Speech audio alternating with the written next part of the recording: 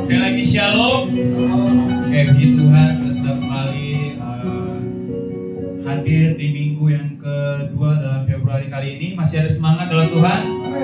Masih ada semangat?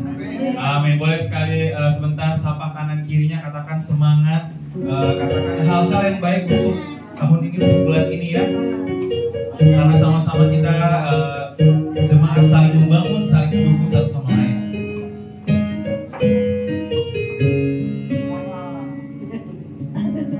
Puji Tuhan. Jika sudah, saya persilakan kembali ke tempat duduk, sebab kita mau mulai ibadah kita hari ini. Sama-sama kita pejamkan mata dan kita sama-sama dalam doa. Terima kasih Bapa, terima kasih Tuhan, terima kasih Roh Kudus atas kebaikan Kau Bapa dalam kehidupan kami di setiap saat Tuhan, di setiap detiknya Bapa. Kan dari pagi sampai setiap saat ini Tuhan, Kau selalu menyertai kami Tuhan. Kebaikan-Mu Tuhan selalu nyata dalam kehidupan kami Tuhan. Kami mengucap syukur Bapa atas semuanya itu ya Bapa. Dan kami hari ini Bapa, kami datang Tuhan membawa hati kami Tuhan, pikiran kami Tuhan, dengan kerinduan kami Bapa. Kami mau datang sujud menyembah Engkau Bapa. Kami mau memuji dan memuliakan Engkau Bapa.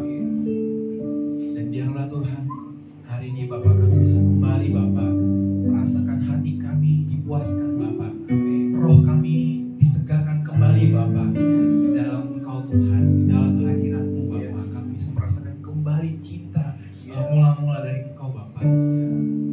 Jika hari ini Bapa kehausan dan kelaparan kami akan Engkau berkurang Bapa, lipat gandakan Tuhan selalu buat kami Bapa. Ingat, untuk kami selalu lapar, untuk kami selalu haus, untuk kami selalu rindu akan Engkau Bapa. Terima kasih Bapa. Boleh sama-sama kita menyembah, kita mengucap syukur. Terima kasih Bapa. Haleluya, haleluya. Mari sama-sama kita bermazmur. Terima kasih Bapa. Haleluya, haleluya. Ku bersyukur Bapa. Berterima kasih. Haleluya, haleluya. Kau kami bukan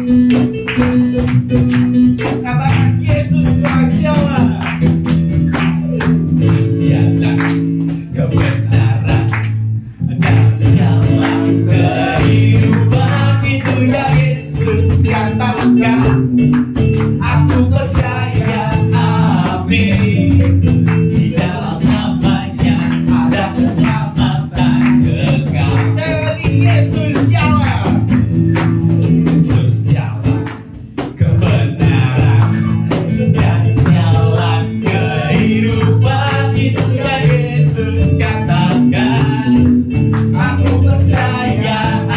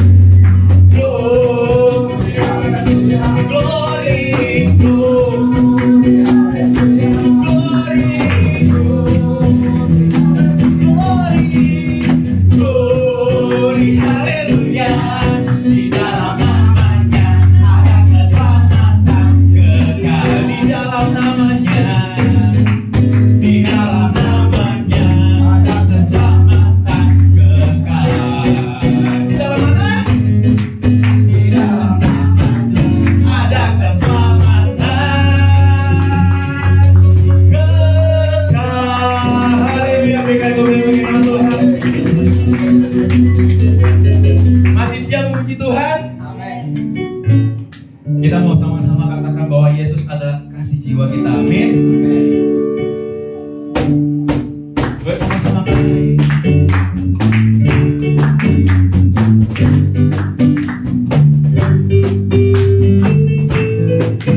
Yesus sebagai kasih jiwa. Sama-sama katakan.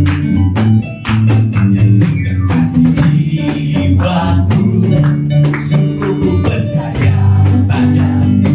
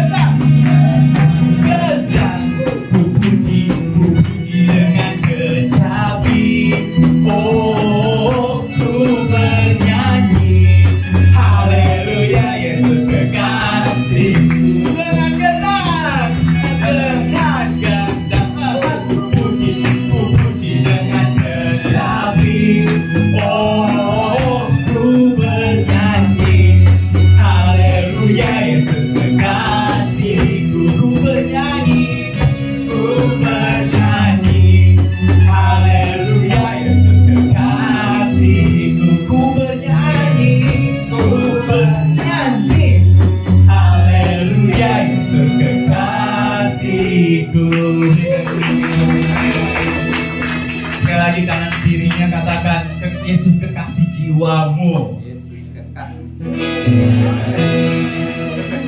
Oh ya gini ya Yesus.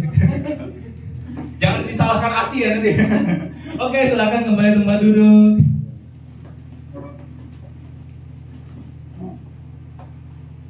Mari kita siapkan hati kita, pikiran kita, karena kita mau masuk ke firman Tuhan.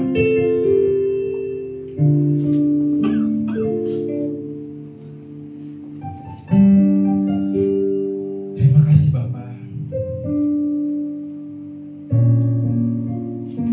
Kau adalah Allah yang kudus Tuhan. Kau adalah Allah yang layak ditinggikan Tuhan. Sebab Engkau Tuhan, karena-Mu Bapa, segala dosa yang ada pada kami sudah ditebus oleh darah-Mu Bapa. Amin.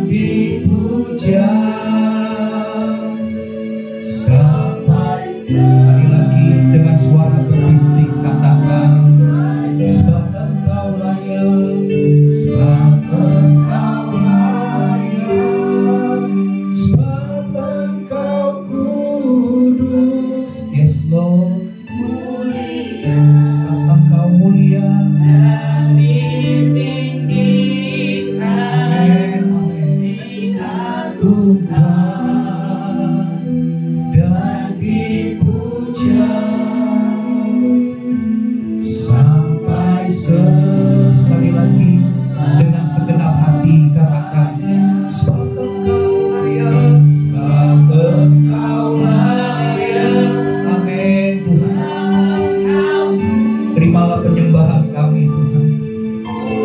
Ini hati kami Tuhan, ditinggikan,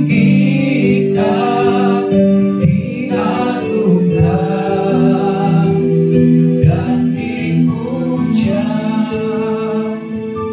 sampai selamanya.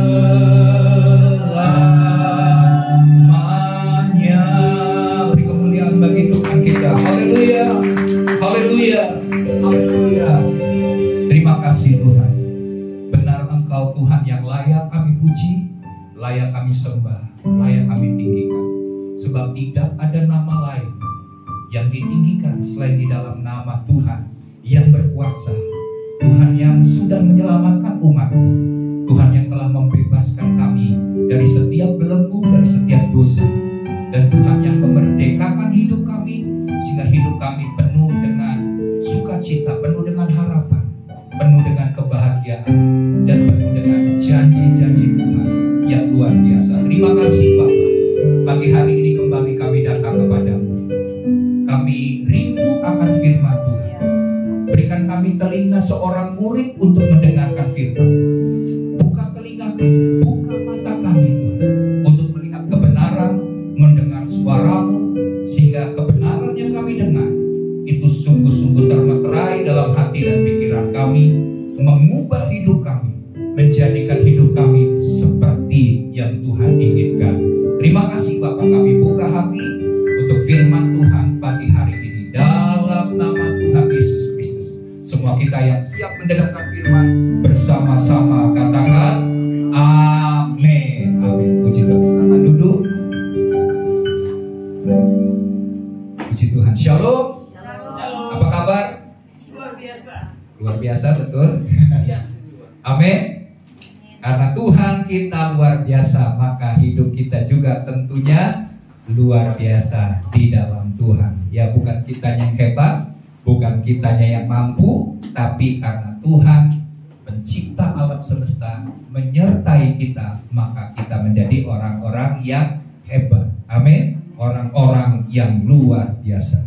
Oke, puji Tuhan, Bapak Ibu Saudara, pagi hari ini di minggu kedua di bulan Februari ini kita akan mendengar, kita akan belajar firman Tuhan tentang tema yang hari ini adalah menghormati Tuhan dan sesama. Mari kita ucapkan bersama-sama tema ini. 1, 2, 3. Menghormati Tuhan dan sesama. Sekali lagi, 1, 2, 3. Menghormati Tuhan dan sesama. Oke. Kita akan baca firman Tuhan di dalam Matius 22, Matius pasal yang ke-22 ayat 15 sampai dengan ayat yang ke-22. Ya, kalau sudah bisa juga lihat di layar sudah ditampilkan ya. Saya akan baca ayat 15, Bapak Ibu Saudara, ayat 16. Kita bergantian sampai dengan ayat yang ke-22. Judul perikopnya adalah tentang membayar pajak kepada kaisar. Ayat 15. Kemudian pergilah orang-orang Farisi. Mereka berunding bagaimana mereka dapat menjerat Yesus dengan suatu pertanyaan. Ayat 16. Mereka menyuruh murid-murid mereka sama-sama orang-orang Herodian bertanya kepadanya, "Guru, kami tahu adalah seorang yang jujur dan mengajar jalan Allah, dan engkau tidak takut kepada siapapun juga, sebab engkau tidak mencari muka." Ayat 17. Katakanlah kepada kami pendapatmu, apakah diperbolehkan membayar pajak kepada kaisar atau tidak? Tetapi Yesus mengetahui kejahatan hati mereka itu, lalu berkata, "Mengapa kamu mencobai aku, hai orang-orang munafik?" Ayat 19. Tunjukkanlah kepadaku mata uang untuk pajak itu. Mereka membawa 1 dinar kepadanya. Ayat 20.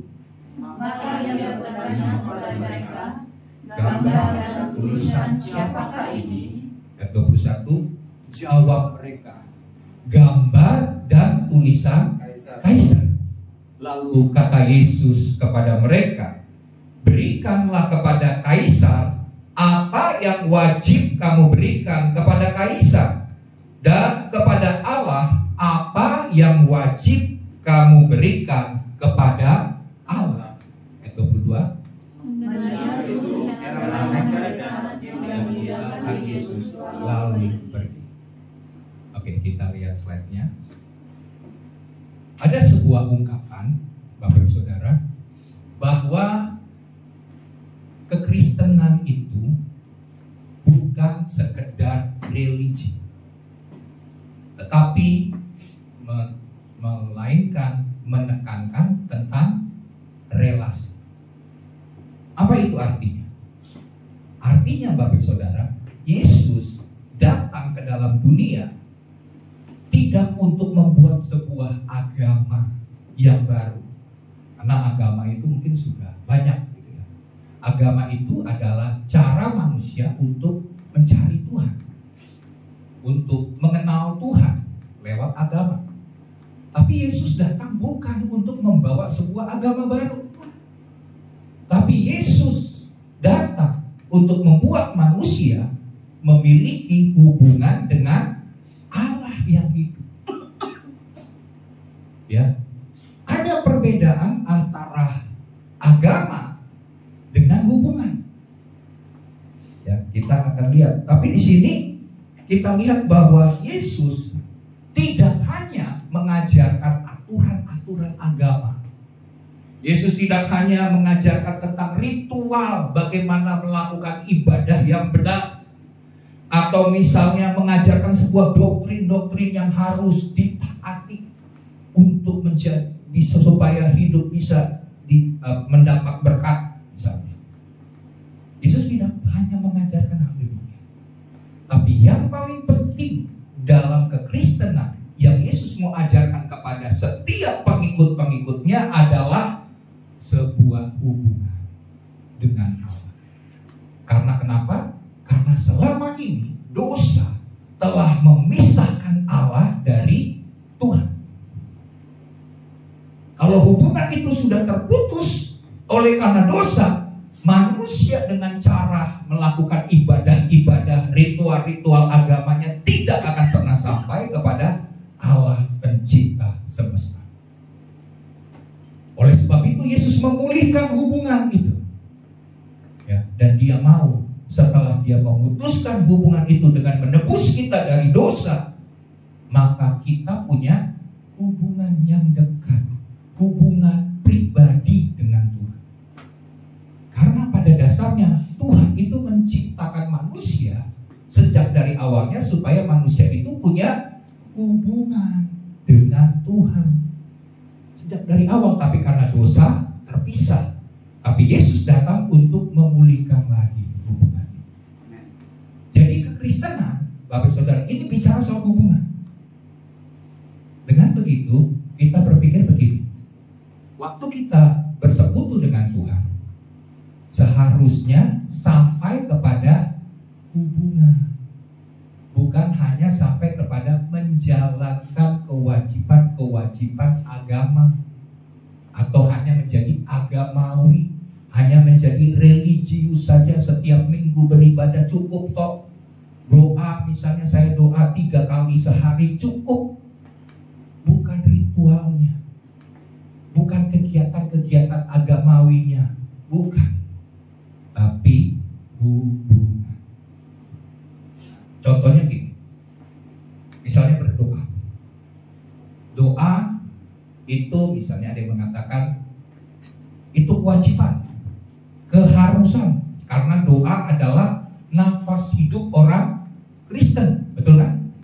Siapa di sini yang tidak bernafas selama 5 menit aja? Siapa yang pernah nyoba 5 menit nggak bernafas? Kemungkinan mati ya kalau nggak dilatih. Ada yang coba dilatih sampai 5 menit bisa, mungkin 6 menit bisa. Tapi sampai kepada satu saat udah nggak bisa lagi kalau nggak bisa nafas gitu ya, bernafas berarti mati. Jadi doa itu adalah nafas hidup. Makanya disebut, diistilahkan kewajiban, keharusan. Kalau nggak berdoa mati.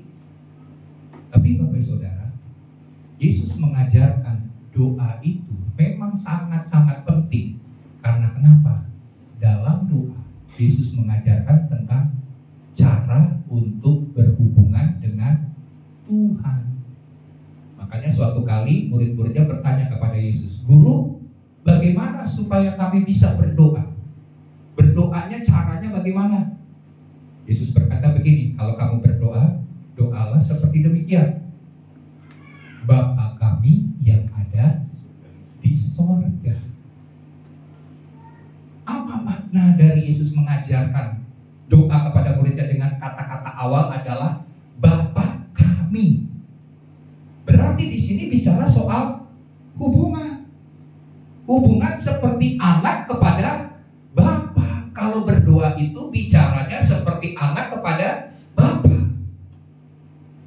Kira-kira kalau kita berbicara, anak kita berbicara kepada kita sebagai orang tua, kepada kita sebagai ayah, sebagai bapak, kira-kira cara ngomongnya bagaimana?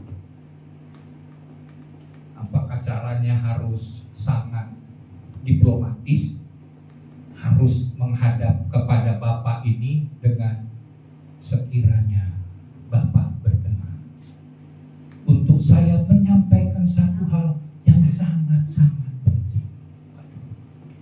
Kata bapaknya, ini kok terlalu terlalu protokoler banget gitu. Untuk ngomong sesuatu aja udah panjang lebar, ujung-ujungnya adalah kiranya bapak berkenan memberikan saya uang untuk pergi ke sekolah. Ya, cuma mau uang pergi ke sekolah aja butuh waktu 5 menit. Nah, ini protokoler yang disebut dengan agamawi, cara-cara yang agamawi untuk kita datang kepada Tuhan. Padahal Tuhan mau kita datang seperti anak kepada Bapa. Langsung to the point. Tuhan, saya butuh karena bla bla bla. Tuhan, saya minta pertolongan karena titik-titik misalnya. Jadi seperti itu hubungan. Berdoa itu seperti demikian. Bukan sekedar kewajiban, karena itu berbicara kepada Allah atau bercakap-cakap dengan Allah. Hubungan itu kan berarti ada timbal balik. Amin. Kalau nggak ada hubungan, kita berdoa ke pohon, ke patung, kita ngomong, patungnya denger nggak? Boro-boro denger gitu ya. Jawab nggak? Enggak. Tapi kalau kita datang kepada Tuhan, Dia adalah pribadi yang hidup, Tuhan yang hidup, bukan Tuhan yang mati, bukan Tuhan yang dibuat oleh tangan manusia, bukan. Tapi Dia adalah Tuhan yang hidup. Waktu kita bicara, pasti Dia akan menjawab. Hubungan itu berarti timbal balik. Kita ngomong, Dia jawab. Kita bertanya, Dia jawab. Amin. Jadi Tuhan mau bawa kita orang Kristen untuk punya hubungan. Ya. Jadi Bapak Saudara jangan jadi orang Kristen yang agamawi, yang hanya pengen, Tuhan, saya harus lakukan apa? Berarti kalau saya belum dijawab doa-doanya, berarti saya harus dari 3 kali sehari saya harus nambah lagi 5 kali sehari untuk datang berdoa kepada Tuhan. Bukan caranya seperti itu. Ya. Sekali kita datang dengan iman, Tuhan sudah dengar doa kita. Asalkan doa kita dilandasi oleh iman kepada Tuhan. Ya, terus contohnya lagi melayani. Kita pikir melayani itu berarti diajarkan hamba Tuhan, itu merupakan peraturan dari gereja. Setiap jemaat diharapkan untuk melayani. Padahal Bapak Saudara bukan masalah hal itu diajarkan sebagai peraturan dari gereja untuk melayani, bukan. Tapi kita mendasari kita melayani Tuhan karena Tuhan sudah terlebih dahulu melayani kita. Amin. Karena Tuhan sudah lebih dahulu melayani kita, kita juga harus melayani Tuhan. Jadi ada hubungan timbal balik. Sama seperti begini. Kalau orang itu berbuat baik kepada kita, nah supaya itu kita mau orang itu juga tetap baik kepada kita, kita juga berbuat baik kepada dia. Jadi ada hubungan. Amin. Kalau kita cuma mau terima, terus setelah itu masa bodoh, berarti kita tidak mau menjalin hubungan yang baik dengan orang. Jadi seperti itu ya, berdoa, melayani, bahkan itu juga iman. Iman itu bukan sekedar tahu tentang Alkitab, tahu tentang pemahaman teologi, tahu tentang pengetahuan akan firman Tuhan. Teorinya aja, wah percuma.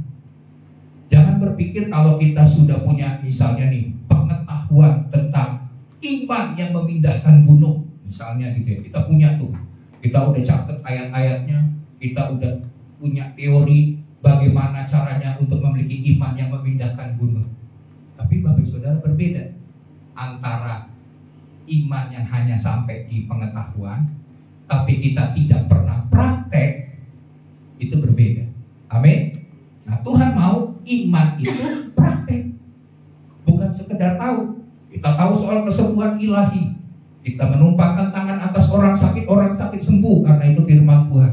Tapi selama kita tidak pernah praktek untuk menumpangkan tangan atas orang sakit, dan orang sakit kita percaya oleh kuasa Tuhan, oleh bilur-bilur Yesus menjadi sembuh, kita tidak disebut sebagai orang yang beriman menurut kekristenan. Karena kekristenan bukan sekedar logika, tapi sebuah pengalaman hidup dengan Tuhan. Ya, jadi berbeda. Nah, Tuhan mau bangun hubungan itu. Tuhan mau memulihkan hubungan yang demikian. Ya, jadi di sini kita lihat kekristenan diajarkan Yesus dengan menjaga keseimbangan sikap hormat. Masa sekarang Bapak Saudara, kita ini hidup di zaman yang sepertinya penghormatan kepada orang yang di atas, kepada otoritas di atas kita semakin hari semakin pudar, semakin berkurang. Jadi tugas kita ya sebagai anak-anak Tuhan, sebagai orang tua, sebagai pemimpin-pemimpin, ajarkan tentang sikap hormat. Karena iblis akan mulai menggeser nilai-nilai tentang memiliki sikap hormat dengan hal-hal yang mengatakan bahwa oke lah, saya hormati dia selagi dia baik kepada saya, selagi dia berlaku adil kepada saya. Pokoknya selagi dia berbuat baik, dia layak berbuat terima kebaikan dari saya. Tapi kalau seandainya dia sudah, menurut saya, sudah membuat saya menderita, sudah membuat saya disuruh-suruh, meminta saya melakukan pekerjaan-pekerjaan yang berat, kalau itu tidak menguntungkan diri saya, maaf, respek saya, hormat saya kepada orang itu berkurang. Nah, ini bahaya. Ya, kita harus punya sebuah standar. Kekristenan mengajarkan sebuah standar-standar yang benar. Tapi kalau standar itu dilanggar, maka kehidupan kita akan menjadi kacau. Kacau balau. Tambah lagi satu, galau. Ya, nggak cuma kacau balau, tapi galau.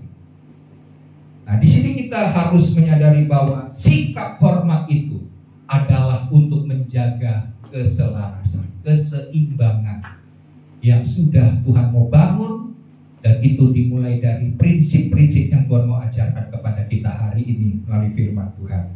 Ya, nah, kepada siapa kita perlu hormati dan bagaimana bentuk hormat kita sesuai dengan porsi yang Tuhan inginkan untuk kita lakukan. Ya, yang pertama, poin pertama. Yang pertama kita bicara dulu kepada manusia. Ya, dalam ayat yang kita baca tadi adalah membayar kewajiban. Jadi ayat tadi kan yang kita baca tentang ada orang Farisi bertanya kepada Yesus. Tapi pertanyaan itu sebenarnya pertanyaan yang mau menjebak Yesus. Mereka pengen tahu jawaban Yesus ini bagaimana. Ya, soal bayar pajak contohnya. Dan Yesus bilang gini, oke, Karena Yesus tahu hatinya mereka, Yesus bilang gini, berikan aku uang, ya, kasih 1 dinar. Terus Yesus bertanya, dalam uang ini gambar dan tulisan siapa? Gambar siapa? Kaisar. Ya, gambar dan tulisan Kaisar. Terus apa yang dikatakan oleh Yesus? Yesus berkata, berikanlah kepada Kaisar apa yang wajib kamu berikan kepada. Tapi berikanlah juga kepada Tuhan apa yang wajib untuk Tuhan terima, untuk kita berikan kepada. Jadi sebenarnya pertanyaan pancingan dari orang Farisi. Karena orang Farisi sebagian besar kan sebenarnya mereka itu memahami bahwa mereka ini orang-orang Yahudi itu mereka punya satu pemahaman bahwa mereka nggak boleh takluk kepada orang asing, kepada bangsa lain. Mereka hanya takluk kepada Yahweh, Tuhan mereka. Jadi kalau misalnya tunduk takluk kepada satu pemerintah asing, mereka berhak untuk menolak. Ya, itu pemahaman orang Yahudi pada zaman itu. Jadi waktu hal itu ditanya kepada Yesus, mereka pengen tahu nih jawaban Yesus ini pihak kemana. Kalau Yesus bilang memihak kepada pihak yang menolak untuk menghormati pemerintah pada waktu itu, pemerintahan Romawi, berarti Yesus akan dimusuhi oleh atau dianggap berbahaya oleh pemerintah Romawi kalau dia menolak untuk memberikan pajak. Tapi jawaban Yesus ini jawaban yang penuh dengan hikmat. Yesus bilang, kalau pajak itu diberlakukan harus dibayar, kewajibannya adalah bayar. Amin. Berikan apa yang wajib kamu berikan kepada pemerintah, kepada Kaisar. Tapi berikan juga, jangan cuma satu, tapi juga berikan juga kepada Tuhan apa yang wajib kamu berikan kepada Tuhan. Wah, ini luar biasa jawaban Yesus. Sampai setelah mereka dengar, mereka heran. Oh iya, benar juga kan mereka meninggalkan Yesus. Karena kenapa? Hikmatnya yang luar biasa. Jadi di sini kita lihat yang pertama, berikan kepada manusia. Itu kewajiban yang harus kita bayar. Amin. Ya, ini cuma cerita orang di luar gitu ya. Ini sekarang kan banyak judi-judi online gitu ya. Ya sudah, namanya kita sudah pinjam uang misalnya, ya sudah kita harus bayar kewajiban kita. Kalau memang harus dibayar, kalau nggak kita dikejar-kejar oleh debt collector gitu ya. Kemana-mana kita tidak tenang.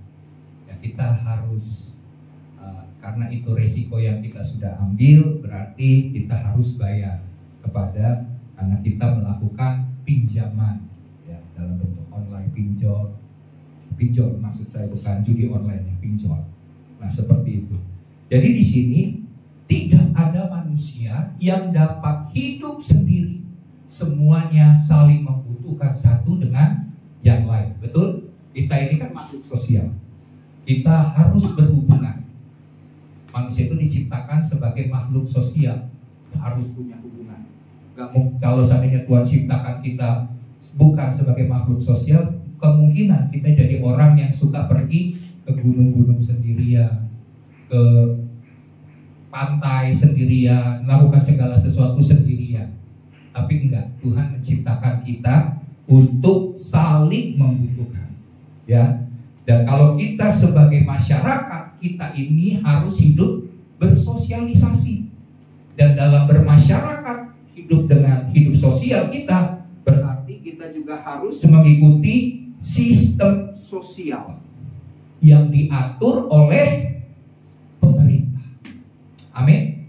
Pemerintah adalah wakil Tuhan yang dipilih Tuhan, ditetapkan untuk mengatur supaya segala sesuatunya berjalan dengan baik. Diatur oleh pemerintah. Jadi sistemnya diatur. Dan waktu pemerintah menetapkan pajak, dan pajaknya ini puji Tuhan ya, belum naik. Hanya pajak 12%-nya itu hanya barang-barang mewah. Tapi kalau pemerintah bilang saatnya naik, ya udah kita harus ikutin. Amin. Karena kita harus membayar kewajiban kita dalam masyarakat, bukan malah demo, bukan malah misalnya mengutuk mengutuki pemerintah, kita bukan bagian kita seperti itu. Ya, jadi di sini yang harus kita lakukan, kita harus menjalankan kewajiban seperti salah satunya membayar pajak. Karena kita adalah manusia yang hidup dalam masyarakat dan kita harus saling membutuhkan. Kita saling membutuhkan soal ekonomi, kita saling membutuhkan soal sosial, kita saling membutuhkan secara spiritual atau rohani. Betul kan? Kita nggak bisa berdiri sendiri. Ekonomi berarti ada kita beli barang, kita harus bayar. Ada yang menjual, ada yang membeli. Itulah sosial. Itu bicara soal ekonomi. Kemudian juga sosial, kita punya hubungan. Ada ayah, ada ibu, ada anak, ada guru yang harus kita hormati sebagai siswa, sebagai murid, dan lain sebagainya. Jadi kita tidak bisa berdiri sendiri. Kita saling membutuhkan dengan manusia yang lainnya. Nah, Yesus mengajarkan bahwa kita harus menghormati pemerintah. Ya, dengan cara membayar kewajiban kita. Berikan kepada kaisar yang wajib kamu berikan. Dan juga harus menghormati Tuhan. Karena firman Tuhan juga berkata, berikan kepada Tuhan apa yang wajib kamu berikan kepada Tuhan. Nah, di sini kita lihat begini, Bapak Saudara, bahwa kepada pemerintah, kepada pemimpin di atas yang mengatur segala sesuatunya, kita harus hormat, membayar kewajiban. Dan kepada Tuhan, bagian kita juga kita harus taat kepada Tuhan. Ya, bentuk ketaatan nanti kita akan lihat dalam hal yang saya akan ajarkan berikutnya. Nah, jadi di sini kita harus pahami dulu tentang hal itu, bahwa kepada pemerintah, kepada manusia kita wajib membayar, tapi kepada Tuhan juga kita harus taat kepada Tuhan. Ya. Nah, untuk itu mari kita lihat slide-nya. Untuk itu, kepada orang lain kita perlu memberikan sikap hormat. Dan bentuk hormat kita itu dapat ditujukan kepada siapa saja. Kita akan belajar ya. Kita harus belajar tentang sikap hormat dulu. Karena kalau kita menghormati sesuai dengan firman Tuhan, sesuai dengan porsinya yang Tuhan mau sebagai orang-orang Kristen, maka kita akan berkenan dan mendapat upah yang dari Tuhan. Yang pertama, kita harus menghormati pemerintah. Nah, beberapa bagian dalam Alkitab kita akan lihat yang menyatakan tentang sikap kita yang seharusnya kepada pemerintah. Mari kita lihat dulu Roma 13 ayat 1 sampai dengan ayat yang keempat.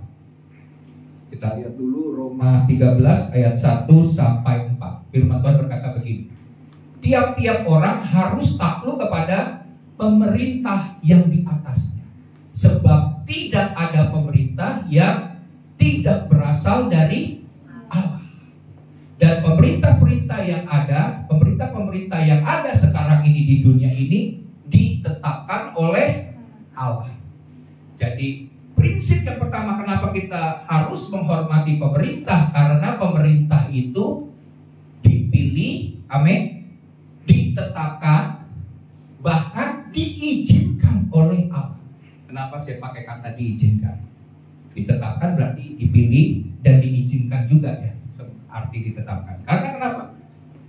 Mungkin saja pemerintah ada yang lalai, pemerintahan yang lalai. Kayak misalnya pernah ada di Uganda ya, presidennya kalau nggak salah pemimpinnya namanya Idi Amin, ya kan? Dia habisin, genosida, ada satu bangsanya, dia bunuh semua. Ini pemerintah yang lalai. Apakah itu kan firman Tuhan berkata setiap pemerintah yang ada itu ditetapkan Allah, dipilih oleh Allah. Masa Tuhan pilih yang jahat? Ya. Berarti diizinkan oleh Allah. Kita menghormati pemerintah kalau yang dilakukannya adalah untuk kesejahteraan ya rakyat. Tapi kalau sudah lalim ya, main bunuh, wah, itu ya kita harus punya kebijaksanaan. Ya, kita tetap hormat tapi dengan cara yang benar, gitu ya.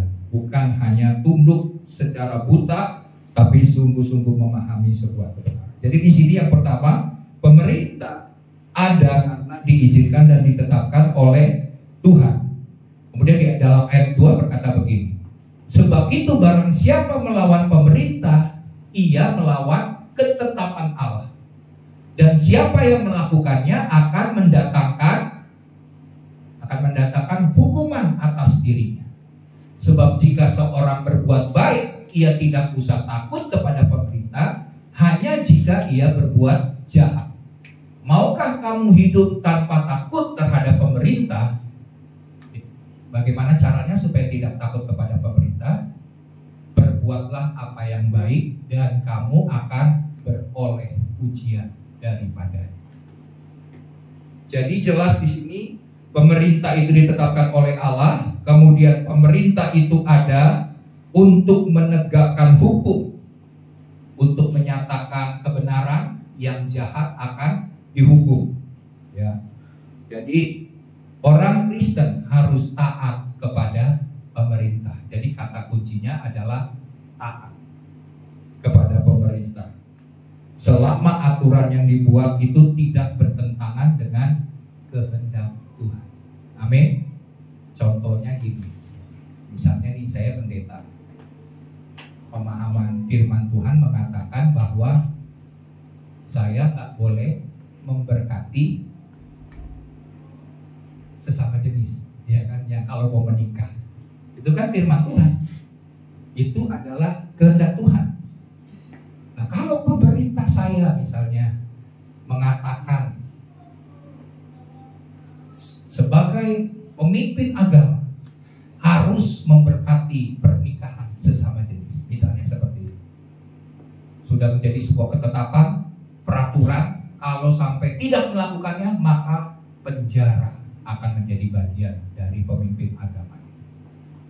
Nah, saya yang memiliki iman, percaya kepada firman Tuhan, kepada Kristus yang mengatakan tidak boleh, berarti saya harus siap untuk dipenjara karena tidak memberkati orang yang mau datang untuk dinikahkan sebagai sesama jenis. Itu contoh kita tunduk, kita taat kepada pemerintah karena kita mengikuti seperti firman Tuhan, tapi ada sebuah peraturan, ada sebuah hukum yang lebih tinggi dari apa yang ditetapkan pemerintah. Ya, tentunya kita nggak main sembarangan. Ada peraturan menurut hati kita bilang wah nggak serp nih, udah kita demo, ya kan, kita benci, kita menghakimi pemerintah. Nggak semudah itu. Dasarnya harus ada firman Tuhan dan kehendak Tuhan. Ya, jadi di situ jelas ya ketaatan kita kepada pemerintah. Terus 1 Timotius kita baca lagi. 1 Timotius 2 ayat 1 dan 2. Firman Tuhan berkata begini. Pertama-tama aku menasehatkan, naikkanlah permohonan, doa syafaat dan ucapan syukur untuk semua orang. Siapa itu semua orang? Untuk raja-raja dan untuk semua pembesar, agar kita dapat hidup tenang dan tentram dalam segala kesalehan dan kehormatan. Jadi Tuhan berkata melalui firman Tuhan, sebagai orang Kristen kita harus mendoakan pemimpin dan pemerintah kita. Supaya apa? Supaya pemimpin, pemerintah kita bijaksana dan adil. Amin. Makanya dalam ibadah gereja kita sekali doa bukan saja buat jemaat, tapi berdoa syafaat bagi pemerintah. Karena itu yang diperintahkan oleh Tuhan. Kalau Tuhan perintahkan, berarti kita harus lakukan. Kalau kita tidak melakukan, jangan sampai kita nyesel. Kalau ternyata pemerintah diizinkan oleh Tuhan adalah pemerintah yang lalai. Karena kan ini peperangan antara gelap dan terang, antara kerajaan Tuhan dan kerajaan kegelapan. Kalau kita tidak berdoa bersyafaat bagi bangsa dan negeri kita. Kita berada di situasi yang bisa di mana pemimpin kita adalah pemimpin yang lalai. Ya, tapi firman Tuhan berkata kalau pemimpin itu lalai, kita berdoa terus bagi pemimpin itu. Ayat firman Tuhan berkata begini, hati raja ada di dalam tangan Tuhan. Amin. Tuhan mampu mengalirkan kemana hatinya itu, sehingga dia akan bisa berubah. Dia bisa mengambil keputusan-keputusan yang benar, keputusan-keputusan yang bijak dan adil. Ya, jadi penting doa orang Kristen bagi pemerintah. Amin. Tes. Jangan kita anggap remeh karena doa kita penting. Ya, untuk pemerintah. Jadi sediakan waktu minimal banget. Doakan pemerintah 1 menit aja setiap hari. Seluruh jemaat doa, nggak cuma doa pribadi, doa buat berkat-berkat Tuhan atas kehidupan kita, ya, berdoa buat anak-anak, berdoa buat keluarga, tapi berdoa juga buat pemerintah. Ya, itu yang ayat yang kedua ya, yang kita suka baca. Supaya orang Kristen hidup damai dan menjadi warga negara yang baik, kita harus berdoa bagi pemerintah. Yang kedua, apa bentuk hormat yang dapat kita tunjukkan kepada orang tua? Ini yang kedua, kita harus hormati juga orang tua. Nah, sikap hormat kita terhadap orang tua akan berpengaruh kepada keadaan kita di bumi ini. Lihat, ada banyak contoh mereka yang tidak menghormati orang tuanya. Ya, mereka akan mengalami keadaan yang tidak baik dalam kehidupannya. Tapi mereka yang menghormati orang tuanya, firman Tuhan genapi. Jadi orang yang membawa pengaruh yang baik dalam kehidupannya, ya, di lingkungannya, dimanapun mereka ada. Keluaran 20 ayat 12. Keluaran 20 ayat 12. Firman Tuhan berkata apa? Hormatilah ayahmu dan ibumu, supaya lanjut umurmu di tanah yang diberikan Tuhan Allahmu kepadamu. Ini masuk dalam 10 hukum Taurat atau 10 perintah Allah kepada bangsa Israel. Hormati ayahmu, hormati ibu, hormati orang yang telah melahirkan kita. Ya, hormati orang yang telah berusaha untuk membuat kita menjadi orang yang berhasil, mengejar bekerja keras untuk mendapatkan uang supaya kita bisa mendapatkan pendidikan yang layak. Hormati orang tua, hormati ayahmu, hormati ibu. Supaya apa? Supaya Tuhan janjikan kita akan mengalami umur yang panjang dan kehidupan yang baik. Ya, ada sebuah kisah, yaitu kisah tentang anak durhaka gitu ya. Nah, anak durhaka itu apa akibatnya? Akibatnya dia akan hidupnya jadi tidak baik, kehidupannya tidak membawa berkat atas kehidupannya. Ya, nah jadi caranya bagaimana kita menghormati ayah dan ibu kita, orang tua kita? Caranya adalah perkataan dan sikap kita itu harus baik. Perkataan kita jangan kasar kepada orang tua. Perkataan kita jangan juga keras kepada orang tua kita. Karena kenapa? Kalau itu perkataan kita kasar dan keras, malaikat mencatat perkataan kita. Karena setiap perkataan yang diucapkan oleh mulut kita, yang keluar dari mulut kita itu harus dipertanggungjawabkan, kata firman Tuhan. Ya, di hari penghakiman, di pengadilan Kristus. Jadi perkataan kita hati-hati. Jangan sampai kita jadi orang yang memberontak kepada orang tua. Ya, jadi tidak melawan, apalagi meremehkan orang tua kita. Kita udah merasa pinter, kita udah merasa hebat, kita bisa cari uang sendiri. Terus kita bilang, wah, payah nih orang tua saya.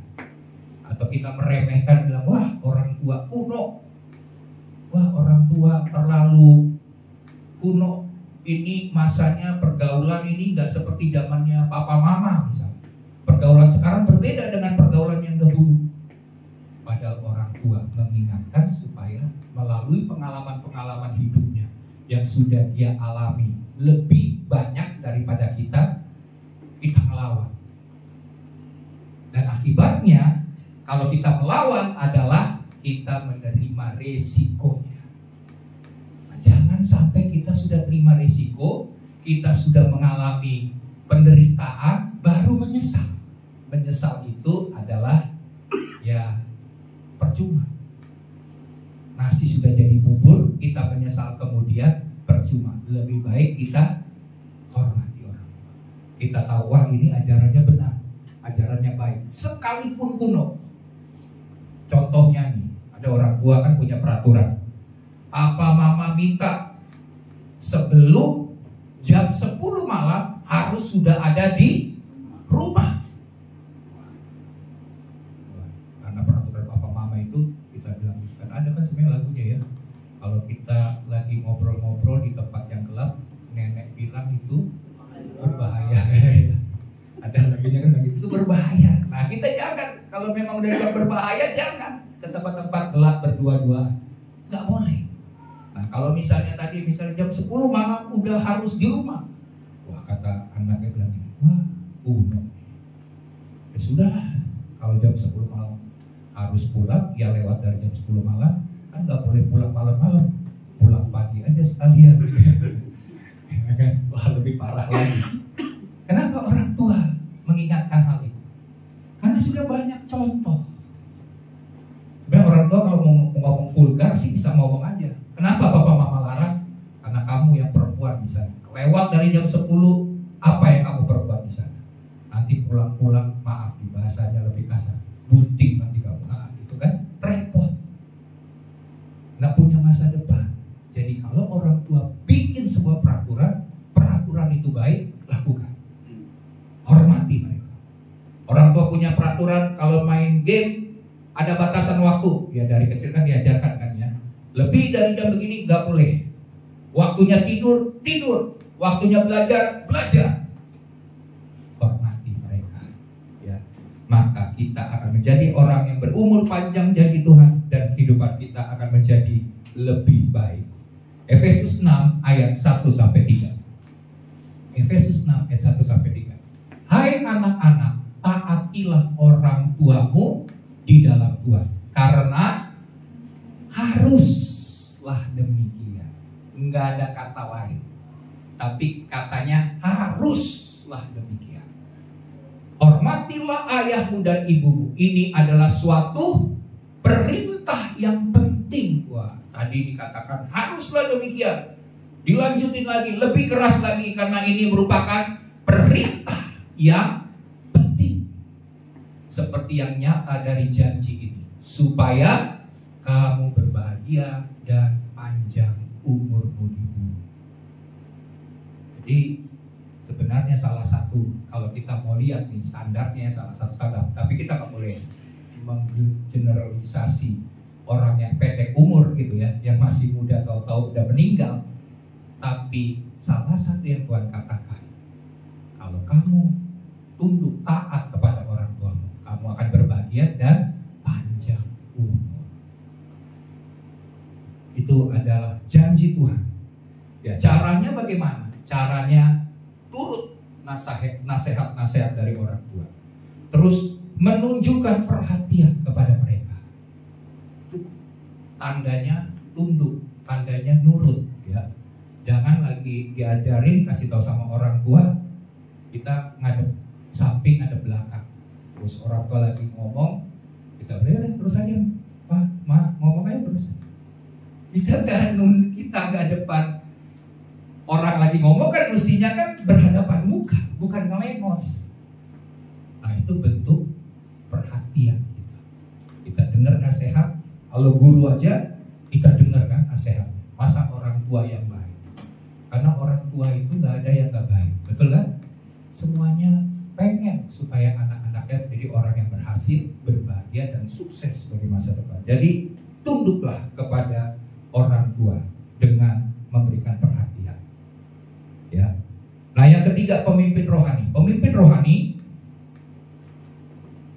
orang-orang yang memberikan pimpinan dan ajaran secara rohani layak dihormati. Ya. Coba kita lihat 1 Timotius 5 ayat 17. 1 Timotius 5 ayat 17. Penatua yang baik pimpinannya patut dihormati 2 kali lipat. Ya. Pemimpin-pemimpin rohani yang setia, yang baik pimpinannya dihormati, harus patut dihormati 2 kali lipat. Terutama mereka yang dengan jerih payah berkhotbah dan mengajar. Jadi mereka yang berkhotbah, mereka yang mengajarkan kebenaran, mengajarkan kebaikan, layak mendapatkan penghormatan ganda. Apa caranya kita menghormati pemimpin-pemimpin rohani di atas kita? Caranya doakan.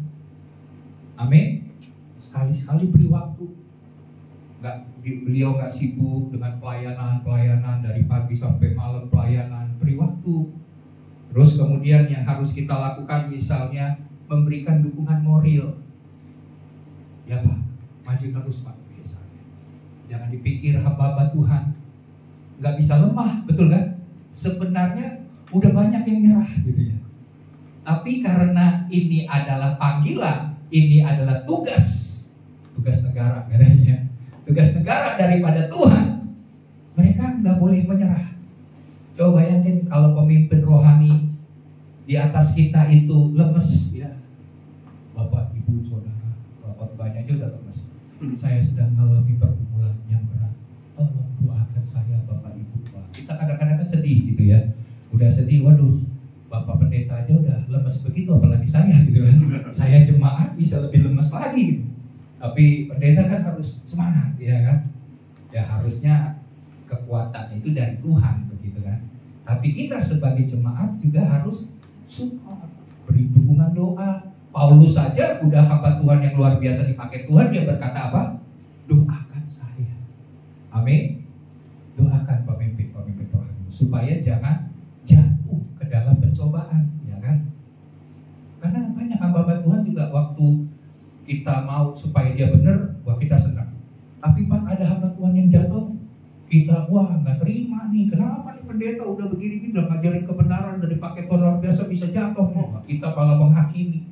Padahal dia juga manusia. Kita rangkul, kita berikan dukungan moral. Ya kalau memungkinkan nggak apa-apa, ada dukungan material. Amin. Boleh kita lakukan. Kalau kita merasa nih hamba Tuhan dikasihani, ya ini hamba Tuhan sudah perlu ditolong, kita beri dukungan dalam bentuk material, silakan. Karena firman Tuhan berdasarkan ayat yang kita baca harus dihormati 2 kali lipat. Ya, ini firman Tuhan, bukan kita mengada-ada, tapi kebenaran. Oke? Kemudian Ibrani 13 ayat 17. Kita menghormati, menghargai pemimpin yang setia melayani tadi ya.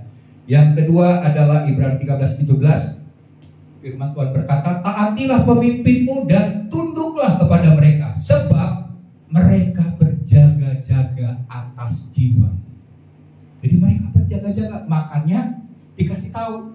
Makanya khotbahnya kadang-kadang keras, kadang-kadang menyinggung perasaan, kadang-kadang kayaknya, wah jangan-jangan pendeta nih nembak-nembak saya nih. Ya. Lama-lama saya nih udah nggak tahan nih, ya kan? Ini bangku kok rasanya panas di gereja gitu, padahal AC-nya dingin.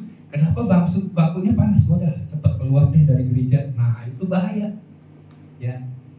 Karena kenapa? Mereka berjaga-jaga atas jiwa. Kalau hamba Tuhan katakan bertobat, jangan berbuat dosa lagi, bertobat. Amin. Jangan kita bilang nggak apa-apa, sampai sekarang aman-aman aja kok Pak Pendeta. Ya nanti ada waktunya kalau kita sudah diingatkan tapi kita melawan, resikonya ditanggung oleh pembeli. Ya udah ditanggung sendiri Bapak Saudara ya. Nah, jadi berjaga-jaga atas jiwamu sebagai orang-orang yang harus bertanggung jawab atasmu. Tugas tanggung jawab pemimpin rohani memastikan anak-anak rohaninya untuk dalam keadaan selamat. Amin. Dalam keadaan baik-baik. Dengan jalan itu mereka akan melakukannya dengan gembira, bukan dengan keluh kesah. Lihat lagi, pemimpin rohani juga bisa kesel, gitu kan? Sebel, gitu kan? Udah dikasih tahu, udah dilayani, udah ditolong, pokoknya sebagai berbagai macam cara untuk mengajarkan kebenaran, tapi kita malah melawan, misalnya.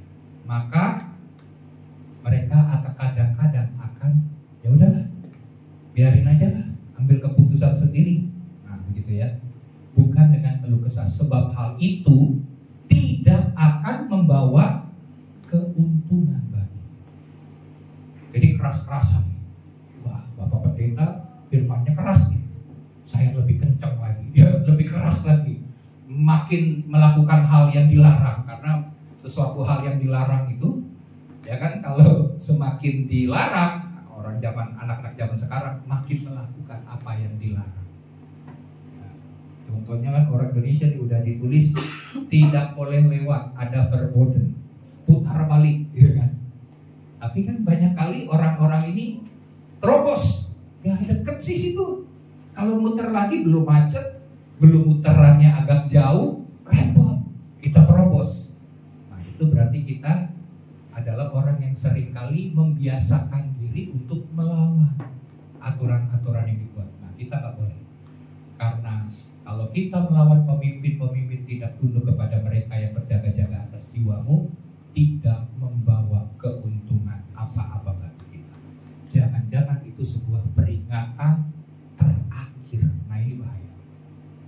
Jangan-jangan itu peringatan terakhir dari Tuhan yang Tuhan pakai disampaikan oleh hamba Tuhan, kita abaikan, kita remehkan, kita bilang gak apa-apa, orang dulu-dulu juga baik, gak ada masalah. Besok hidup kita selesai. Nah, kita masih dalam dosa yang kita lakukan dahulu. Padahal waktu kita nanti menghadap Tuhan, kita bilang, Tuhan bilang, aku sudah beritahu, aku sudah ingatkan lewat hamba-hambaku, tapi kita yang mengeraskan hati. Ya, jadi selagi kita ada waktu, kita bisa bertobatlah. Amin. Karena mereka orang-orang yang memberikan bimbingan-bimbingan rohani ini, mereka harus menerima sikap hormat. Karena sebagai sikap hormat kita harus menerima nasihat dengan sikap yang rendah hati. Kemudian tidak berontak, apalagi berontak dengan tanpa alasan yang benar. Banyak kali orang nggak ada alasan yang tepat, nggak ada alasan yang benar. Pokoknya karena ini masalah kedagingannya yang dikorek-korek gitu kan, merasa harga dirinya, merasa wah kayaknya dijatuhkan gitu kan. Padahal itu adalah untuk keuntungan bagi setiap kita. Ya, jadi jangan berontak tanpa alasan yang tidak benar. Kalau nggak setuju, lebih baik ngomong depan mata, face to face. Amin. Daripada sembunyi-sembunyi tapi kesel. Lebih baik ngomong, Pak, saya kayaknya kurang sependapat. Boleh diskusi untuk solusi atau jalan keluar berdasarkan firman Tuhan. Ya, oke. 1 Tesalonika 5 ayat 12 sampai 13. 1 Tesalonika 5 ayat 12-13. Kami minta kepadamu saudara-saudara supaya kamu menghormati mereka yang bekerja keras di antara kamu, yang memimpin kamu dalam Tuhan dan yang menegur kamu. Ya. Kerja keras, mimpin kamu, tegur kamu. Dan supaya kamu sungguh-sungguh menjunjung mereka dalam kasih karena pekerjaan mereka. Hiduplah selalu dalam damai seorang dengan yang lain. Jadi di sini kita harus menghormati, kita harus mengasihi pemimpin kita. Karena pemimpin rohani yang bekerja keras, dia akan membimbing jemaat ya, supaya mereka juga hidup benar. Harus dihormati dan dikasihi. Dengan cara apa? Menjaga persatuan dan damai sejahtera dalam gereja. Amin. Jangan malah bikin keributan. Tidak menimbulkan perpecahan dalam jemaat, dalam gereja. Karena firman Tuhan, orang yang memecah belah gereja berhadapan dengan Tuhan sendiri. Sikap kita, hormat Kalau sikap kita kepada Tuhan aja sudah nggak sungguh-sungguh untuk menghormati pemerintah, menghormati pemimpin, menghormati orang tua, mungkin nggak akan sungguh-sungguh. Tapi kalau kita menghormati Tuhan dengan benar juga berarti kita menghormati orang-orang yang ada di hadapan kita. Oke, yang kedua yaitu kepada Allah dengan menunjukkan kejujuran. Slide berikut. Ya. Sebagaimana diteladankan Yesus, kita harus membangun kejujuran di hadapan Allah.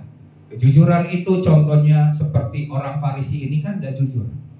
Dia mau menjebak dengan sebuah pertanyaan. Jadi sebenarnya hatinya gak tulus dan jujur. Hatinya itu adalah munafik, pengen seakan-akan bertanya kepada Tuhan, tapi untuk menjebak Tuhan. Kita berarti sebagai orang Kristen, melalui ayat yang kita baca ini, Tuhan ajarkan sebagai pengikut Yesus, sebagai orang Kristen, kita harus hidup dalam kejujuran. Hidup jujur. Terus slide berikutnya, selain jujur, sikap hormat kepada Allah juga kita berikan. Kita bisa menghormati Tuhan dengan hidup benar. Caranya adalah dengan memelihara hidup adil, memelihara hidup setia, dan rendah hati.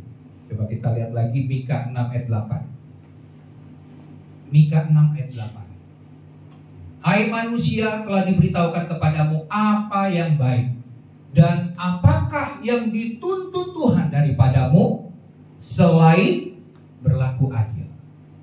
Orang Kristen harus bersikap adil, mencintai kesetiaan. Amin. Kan zaman sekarang soal kesetiaan itu jarang ditemukan. Udah banyak ya, udah ada beberapa tiktokers ya, tiktokers yang udah, wah kalau mau dibilang penampilannya udah keren lah, tapi suaminya masih bisa selingkuh gitu kan, masih bisa tidak setia, tergoda dan segala hal. Nah jadi cintailah kesetiaan dan hidup dengan rendah hati di hadapan Allah. Jadi Alkitab mengatakan yang dituntut daripadamu adalah bersikap adil, mencintai kesetiaan, dan hidup dengan rendah hati. Itulah hidup yang benar. Kalau kita melakukan hal-hal demikian, hidup kita akan berbahagia. Tapi orang yang tidak melakukan hal demikian, hidupnya akan dikejar-kejar dengan ketakutan, kekhawatiran, dan semua hal yang buruk dan jahat.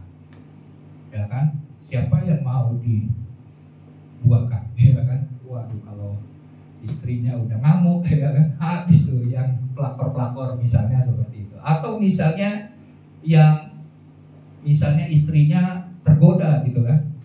Wah, bisa bayangkan suami-suami kalau udah ngamuk, ya kan? Bawa parang gitu. Wah, udah urusannya biarin dah masuk penjara, biarin, yang penting mati lo, ya kan? Gua habisin lo. Wah, ini bahaya. Nah, kalau melakukan hal ini kan lebih baik kita menghindari. Karena Tuhan sudah mengingatkan lewat firman Tuhan. Hidup benar. Terus yang kedua, yang harus kita lakukan adalah melayani. Melayani Allah adalah hal yang dicontohkan oleh Yesus Kristus ketika ia datang ke dunia ini sebagaimana manusia. Matius 20 ayat 28. Coba kita lihat lagi ayatnya. Apa-apa kita baca, karena saya mengajar tentang firman Tuhan ya. Sama seperti anak manusia datang bukan untuk dilayani, melainkan untuk melayani. Yesus saja datang bukan untuk dilayani. Amin. Kalau kita kan sudah jadi bos, pengennya di apa? Dilayani dong. Wah, ya kan bos.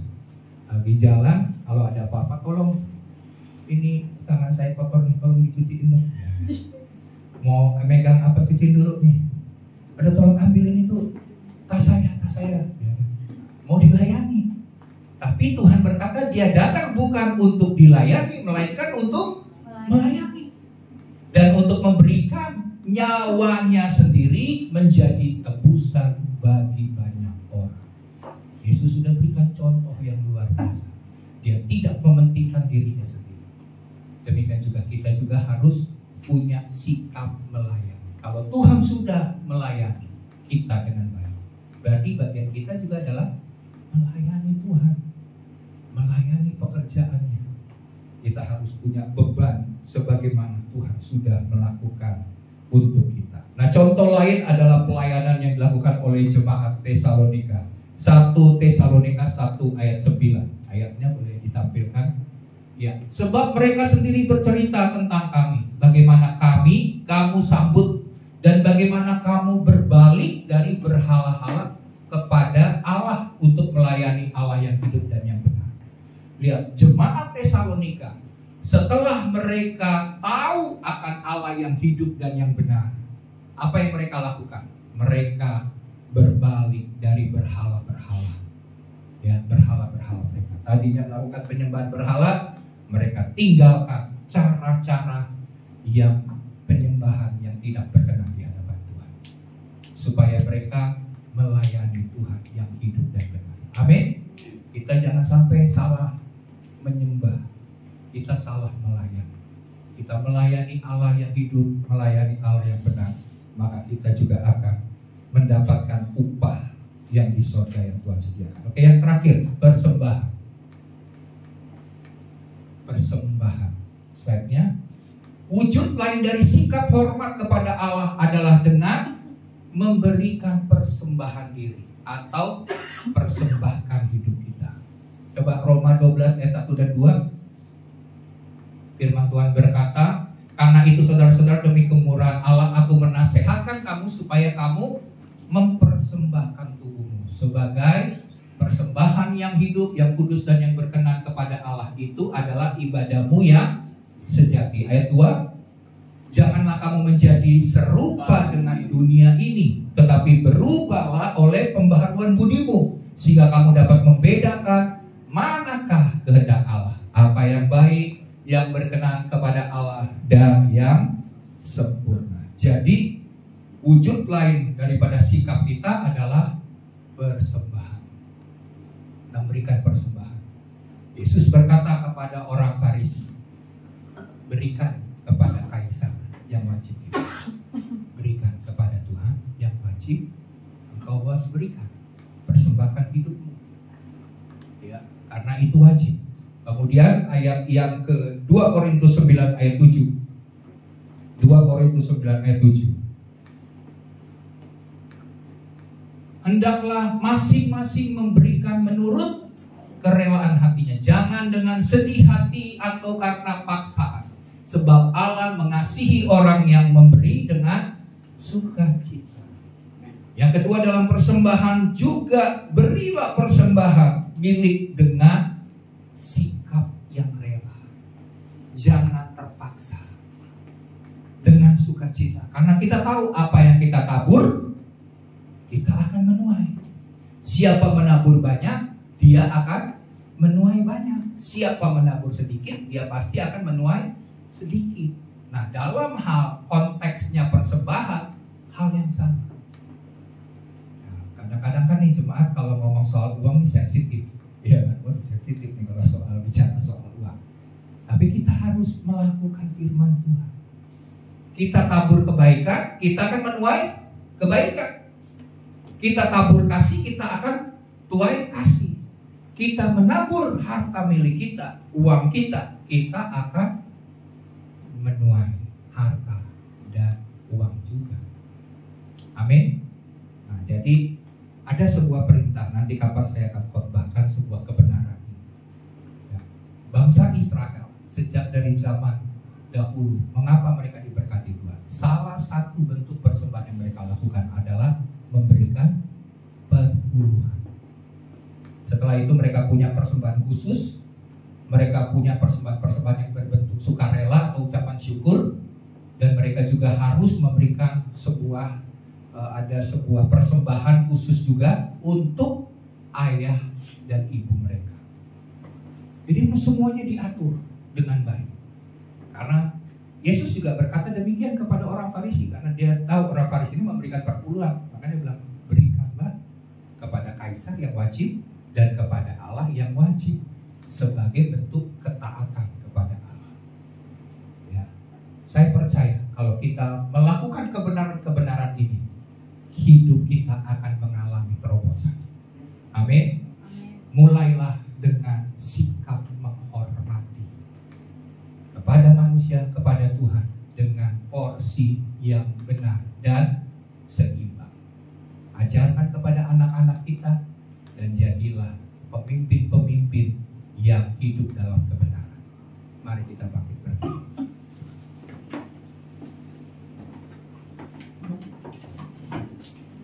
Terima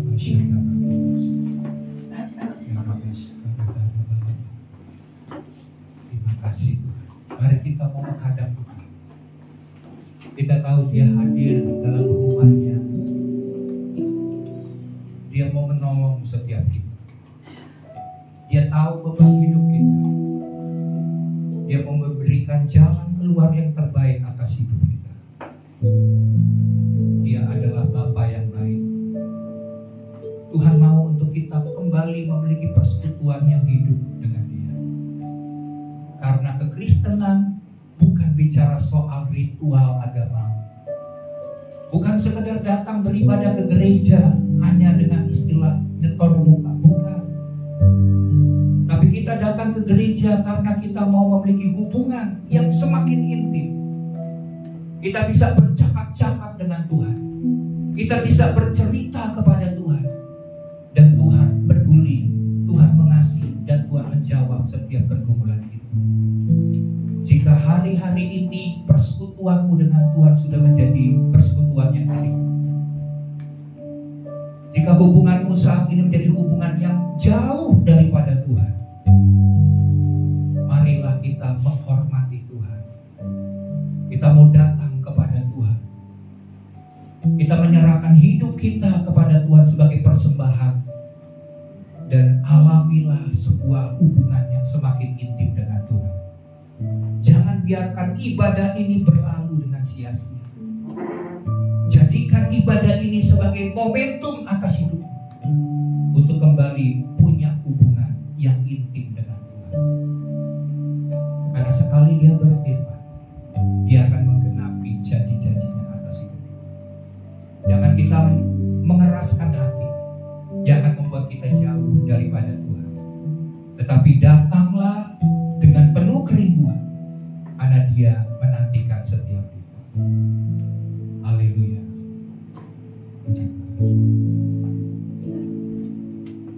Seperti rusa rindu sungaimu, jiwaku rindu Engkau. Kaulah Tuhan hasrat hatiku, ku rindu menyembah. Katakan seperti rusa merindukan sungai. Seperti rusa rindu sungaimu, jiwaku rindu Engkau. Kaulah Tuhan, Kaulah Tuhan hasrat hatiku, ku rindu menyembah-Mu. Engkaulah kekuatan dalam hidup kami. Engkau kekuatan dan perisaiku, kepadamu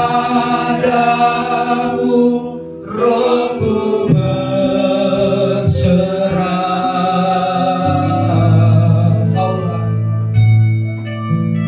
Kaulah Tuhan hasrat hatiku, ku rindu menyembah-Mu.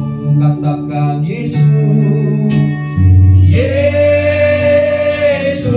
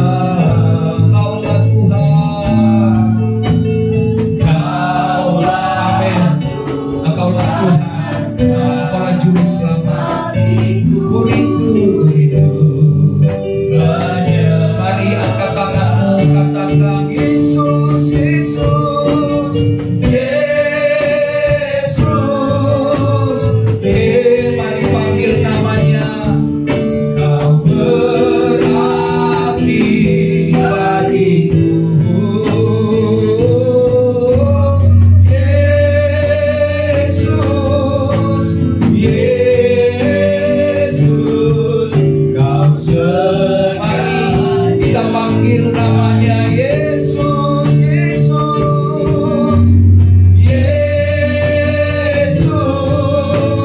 Yesus, Kau berarti bagiku. Oh, Yesus, Yesus, Kau segalanya bagiku. Katakan Yesus, Yesus,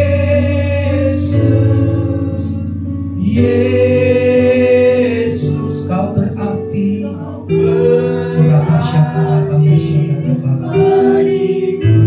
panggil namanya, Dia mendengar seruan. Yesus,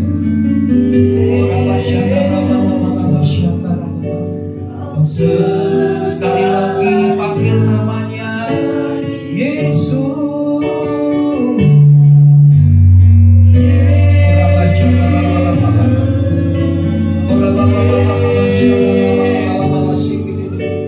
Kau berarti bagiku. Oh, Yesus, Yesus, Kau segalanya bagiku. Kau segalanya, Kau segalanya bagiku. Kau segalanya, Kau segalanya bagiku. Mari kita sembah Dia. Oh, haleluya, haleluya, haleluya. Ini umat-Mu Tuhan datang menyembah-Mu, menyerahkan segala hidup kami, mempersembahkan hidup kami bagi-Mu Tuhan. Kau yang layak dihormati, Kau yang layak dipuji dan disembah. Oh, haleluya, haleluya. Kaulah pemilik hidup kami Tuhan, Kau pemilik segala sesuatu. Kami persembahkan bagi-Mu ya Raja, kami berikan bagi-Mu Tuhan. Hanya Engkau saja yang berarti dalam hidup kami. Tiada yang lain Tuhan. Haleluya.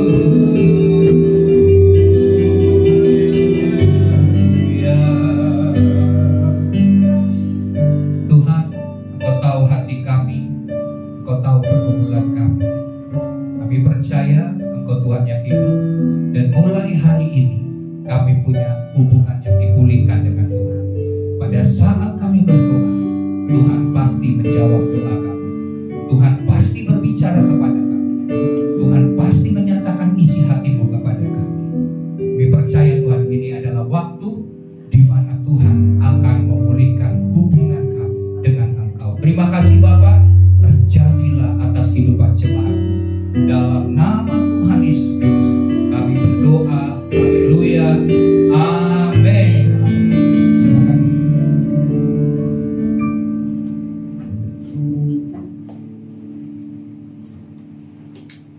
Baik, terima kasih Pak Gembala atas firman-Nya. Selanjutnya kita mau sebentar masuk ke persembahan. Mari kita siapkan persembahan dan kita satu dalam doa. Terima kasih Bapak, terima kasih Tuhan Yesus, hari ini kami telah mendengar firman-Mu Tuhan. Biarlah mulai hari ini Bapak, kami bisa melatih diri kami Tuhan, bagi tubuh kami Tuhan, melakukan segala yang Kau telah firmankan hari ini pada kami Bapak, sehingga dan juga bukan sebuah aktivitas, sebuah rutinitas, tapi juga ada relasi, ada hubungan yang terjadi antara kami dengan Engkau Bapak. Terima kasih Bapak, dan hari ini kami mau memberikan persembahan untuk kemuliaan Engkau Tuhan. Biarlah persembahan ini Bapak kami bisa berikan Tuhan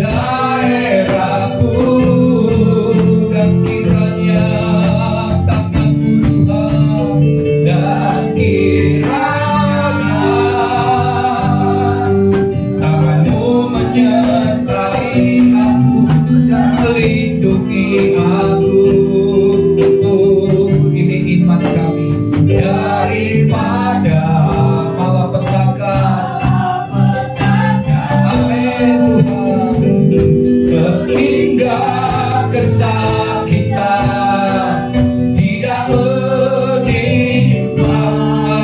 Aku Tuhan mendengarkan, Tuhan mendengarkan dan menjawab doaku.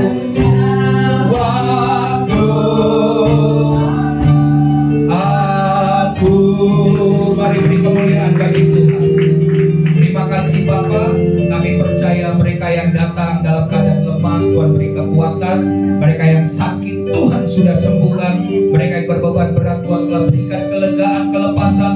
Mereka yang terikat, Tuhan bebaskan Tuhan, merdekakan Tuhan. Dan mereka yang sedang membutuhkan terobosan, kami percaya mujizat itu nyata. Terobosan pasti terjadi dalam hidup kami, dalam keluarga kami, dalam keuangan, dalam seluruh aspek kehidupan kami. Tuhan memberikan jalan keluar yang terbaik. Terima kasih Bapak. Berkati juga pemerintah kami, para pemimpin-pemimpin bangsa dari tingkat pusat sampai daerah. Tuhan berkati, berikan mereka kebijaksanaan dalam memimpin bangsa ini, sehingga bangsa ini menjadi sejahtera, maju, dan berhasil. Tuhan, terima kasih Bapak. Berkati TNI dan Polri dalam menjaga keamanan negeri ini, sehingga mereka dapat membuat bangsa ini tetap aman Tuhan, dijauhkan dari perpecahan. Biar shalom Tuhan turun atas Indonesia, dari Sabang sampai Merauke, dari Pulau Sangirtau sampai Pulau Rote. Tuhan berkati Tuhan, sehingga nama Tuhan saja dipermuliakan melalui bangsa ini. Terima kasih Bapak. Jika sebentar kami akan pulang, kami akan kembali ke tempat kami masing-masing. Kami percaya berkat Tuhan, penyertaan Tuhan, dan janji-janji Tuhan akan melingkupi di dalam kehidupan kami. Mari angkat tanganmu, arahkan hatimu kepada Tuhan dan terimalah. Tuhan memberkati engkau dan melindungi engkau. Tuhan menyinari engkau dengan wajahnya dan memberikan engkau kasih karunia. Tuhan menghadapkan wajahnya kepadamu dan memberikan engkau damai sejahtera.